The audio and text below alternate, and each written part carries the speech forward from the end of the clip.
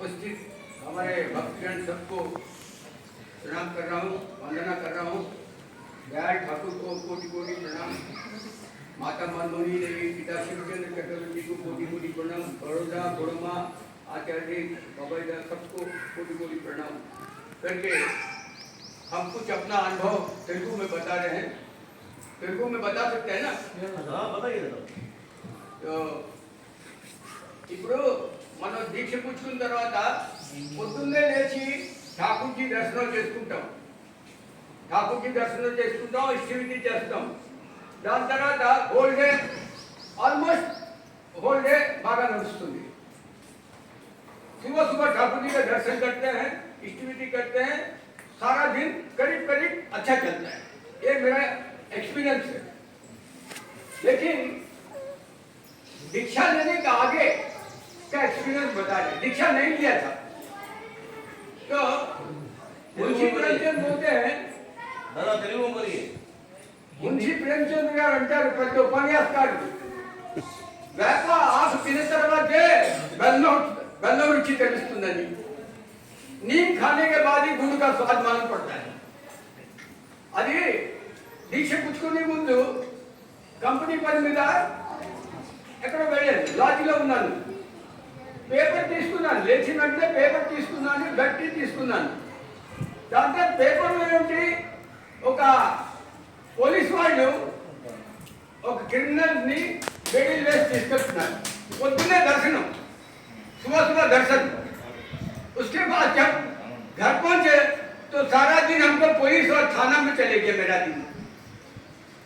So morning shows the day. So सुबह सुबह हम लोग जिसका दर्शन करते हैं उनका आशीर्वाद से हम लोग का सब काम अच्छा होता है। तो हम लोग दीक्षा लेने के बाद ही स्टार्ट किए हैं। उसका आगे देखिए कैसा था, बेड टी, बेड कॉफी ये सब चलता था। सुबह उठे पेपर देखते थे, वो सब बंद हो गया। तो दीक्षा लेने से कितना चेंजेस होता है आदमी का लाइफ में, कितना चेंजेस होता है, अंत चेंजेस होता है। ఇప్పుడు స్వామి వివేకానంద గారు ఏమంటున్నారు, శబ్ద బ్రహ్మ అన్నారు। ఇంతసేపు శబ్దాలే కదా, ఈ శబ్దాల వల్ల మనం బ్రహ్మాండంలో ఉన్నాం। ఇంతసేపు हम लोग इधर नहीं है, ये शब्द का ध्वनि के चलते हम लोग ब्रह्मांड में घूम रहे इतना थे। ఇంత అదృష్టం ఎంతమందికి ఉంటుంది మన సత్సంగి తప్ప। స్వామి వివేకానంద గారు అన్నారు అలాగా, ఇదేంటి పెద్దవాళ్ళు మహానుభావులు పెద్ద పెద్ద మాటలు, వాళ్ళ మాటలు చిరకాలం ఉండిపోతాయి। అది ఎప్పుడు వ్యానిష్ అవ్వవు, మనుషులు వ్యానిష్ అయిపోతారు, వాళ్ళు చెప్పిన మాటలు మాత్రం వ్యానిష్ అవ్వదు। ఇప్పుడు మదర్ తెरेसा ఉంటుంది, रुपया तो मिल जाएगा लेकिन उन्हें आपकी प्रेम की दरकार है। और अंటుంది డబ్బు దొరికిపోతుంది, మీ ప్రేమ అవసరం ఉన్నదని అంటుంది। గోస్వామి తులसीदास గారు ఏం చేశారు, पर धन विष समान पर स्त्री माता समान అంటారు।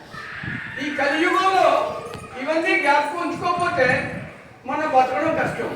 ఈ మహానుభావులు చెప్పిందంతా మనం ఎప్పుడు ప్రతి క్షణం జ్ఞాపకం ఉంచుకోవాలి, అదర్వైజ్ ఈ కలియుగంలో బతకడం కష్టం।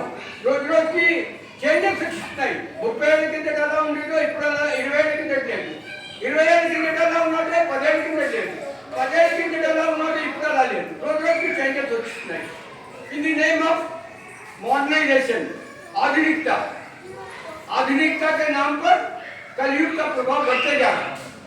అంచేత ఠాకూర్ జీ గారిని పట్టుకొని అతను చెప్పిన ప్రకారంగా నడుస్తేనే మనం ఈ కలియుగంలో బతకగలం।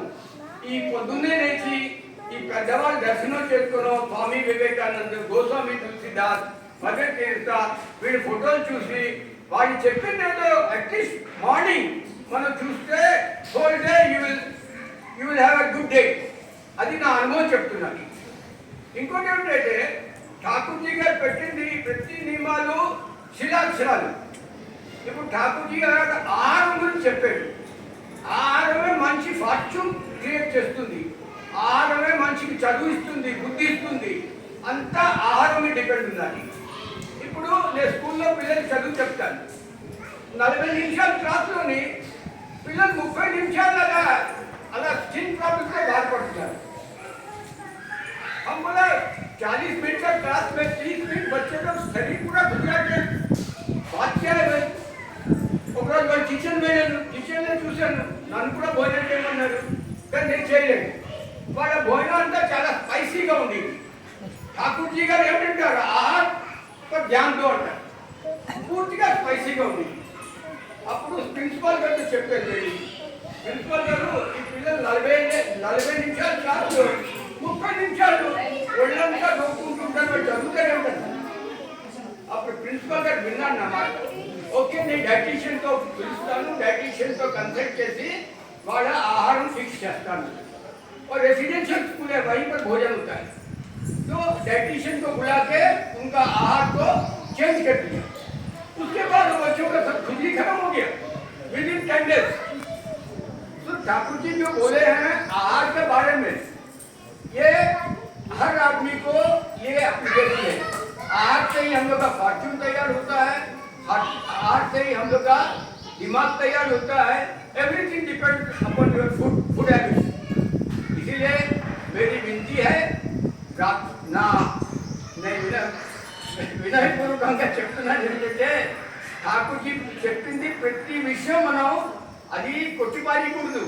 we should attach importance to his every talk, every lesson. that is my request, or నా రిక్వెస్ట్. అంతేగా మనం అందరూ ఠాకూర్జీని గారు పట్టుకొని అతను చెప్పిన ప్రకారంగా ఆహారం, అతను చెప్పిన ప్రకారంగా వ్యవహారం, అతను చెప్పిన ప్రకారంగా ఆచరణం అంతా పెట్టుకుంటే మన ఈ కలికాలంలో బతకగలం. అదర్వైజ్ కలికాలంలో బతకడం చాలా కష్టం.